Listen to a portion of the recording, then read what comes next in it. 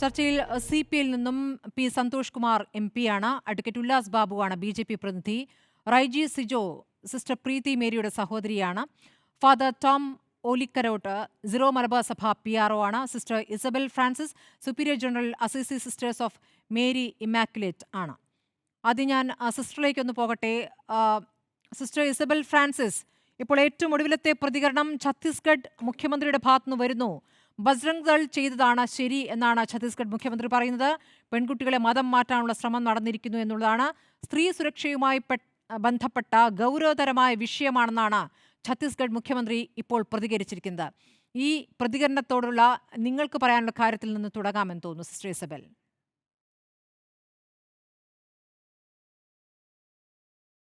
മതം മാറ്റാനുള്ള യാതൊരു വക കാര്യങ്ങളും അവിടെ നടന്നിട്ടില്ല. ഞങ്ങൾ 60 വർഷത്തോളമായി മിഷൻ പ്രദേശങ്ങളിൽ ജോലി ചെയ്യുന്നു. ഞങ്ങൾക്ക് ഹോസ്പിറ്റലുകളുണ്ട്, സ്കൂളുകളുണ്ട്. ഇവിടെയെല്ലാം വർഷങ്ങളായി ജോലി ചെയ്യുന്ന ഞങ്ങളുടെ സിസ്റ്റേഴ്സാണ് അവിടെ ഉള്ളത്. ഇത്രയും നാളായിട്ടും ആരെയെങ്കിലും മതം മാറ്റിയതായിട്ട് ഞാൻ കേട്ടിട്ടില്ല. ഞങ്ങളുടെ സ്കൂളുകളിലെല്ലാം മതം മാറ്റിയിരുന്നെങ്കിൽ എത്രയോ ക്രൈസ്തവർ ഇന്ന് ഉണ്ടാകുമായിരുന്നു. അതൊന്നും നടന്നിട്ടില്ല. ഞങ്ങളുടെ സിസ്റ്റേഴ്സ് എപ്പോഴും മനുഷ്യ സേവനത്തിന്, മാനവ സേവയ്ക്ക് വേണ്ടിയിട്ടാണ് ഇത്രയും കാലം പ്രവർത്തിച്ചത്. അതിനിടയ്ക്ക് ഈ സംഭവം വളരെ അധികം വേദനയോടുകൂടിയാണ് ഞങ്ങൾ കേൾക്കുന്നതും ഇതിനെപ്പറ്റി ഞങ്ങൾ പ്രതികരിക്കാൻ ആഗ്രഹിക്കുന്നതും.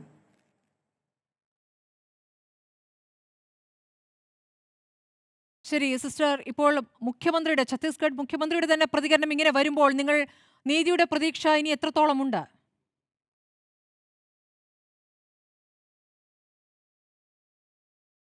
നീതി കിട്ടുന്നവരേക്കും പൊരുതണമെന്ന് തന്നെയാണ് ആഗ്രഹിക്കുന്നത്. എന്തുകൊണ്ടെന്നാൽ 2 സിസ്റ്റേഴ്സ് അവർ ഇത്രയും കാലം അവർ മിഷൻ പ്രദേശത്ത് ജോലി ചെയ്യുകയായിരുന്നു. അത് ദൈവത്തിന് വേണ്ടിയും മനുഷ്യരുടെ സേവനത്തിന് വേണ്ടിയും മാത്രമായി അവരുടെ ജീവിതം നീക്കിവെച്ചിരിക്കുന്നവരാണ്. അവർ എത്രയും വേഗം ജയിൽ വിമുക്തരാകണം. സഭയ്ക്ക് മുഴുവനും സ്വാതന്ത്ര്യം കിട്ടണം. ഇന്ന് നമുക്ക് എല്ലാവരും കൊട്ടിഘോഷിക്കുന്നുണ്ട് മതേതര രാഷ്ട്രമാണെന്ന്. പക്ഷെ എവിടെയാണ് സ്വാതന്ത്ര്യം? മതസ്വാതന്ത്ര്യം ഒട്ടും തന്നെയില്ല. എപ്പോഴും ഭയത്തോടു കൂടിയാണ് ഇങ്ങനെയുള്ള സ്ഥലങ്ങളിലേക്ക് സിസ്റ്റേഴ്സ് പോകുന്നത്. പക്ഷേ ഇത്രയും കാലത്ത് ഞങ്ങളുടെ സേവനങ്ങളിൽ ഞങ്ങൾ ഒട്ടും തന്നെ പിന്നോക്കം പോയിട്ടില്ല.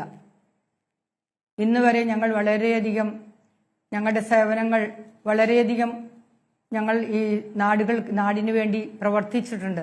ഇനിയും പ്രവർത്തിക്കുക തന്നെ ചെയ്യും.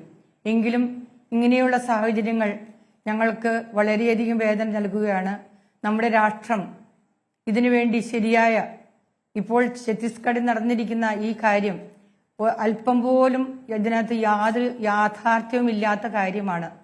ഇത് തെറ്റായി തെറ്റിദ്ധരിപ്പിച്ചുകൊണ്ട് എല്ലാവരെയും തെറ്റിദ്ധരിപ്പിച്ചിരിക്കുകയാണ്. ഇത് ശരിയായ രീതിയിൽ കൊണ്ടുവരണമെങ്കിൽ നീതി തന്നെ വേണം.